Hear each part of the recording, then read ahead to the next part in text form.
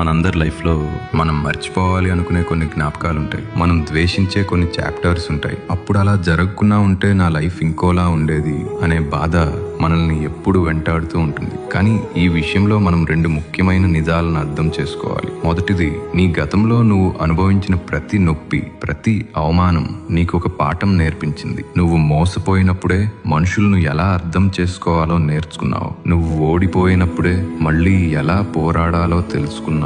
రెండో విషయం, నువ్వు నీ గతాన్ని ఎంత ద్వేషించినా దానిని నువ్వు ఒక్క నిమిషం కూడా మార్చలేవు. దానితో పోరాడడం అంటే గాలితో యుద్ధం చేసినట్టే. నువ్వే అలసిపోతావు. ఎప్పుడైతే నువ్వు దానిని పూర్తిగా యాక్సెప్ట్ చేస్తావో, అవును ఇలా జరిగింది, అది కూడా నా లైఫ్ లో ఒక భాగమే అని అనుకుంటావో, అప్పుడే ఆ గతం నిన్ను వదిలేస్తుంది. అప్పుడే నీకు అసలు ప్రశాంతత, అసలు ఫ్రీడమ్ దొరుకుతుంది. సో నీ స్టోరీలోని మంచి చాప్టర్స్ ని, చెడ్డ చాప్టర్స్ ని అంతా కలిపి ప్రేమించు. ఒకటి నీకు బలాన్నిచ్చింది, ఇంకొకటి నీకు ఆనందాన్నిచ్చింది.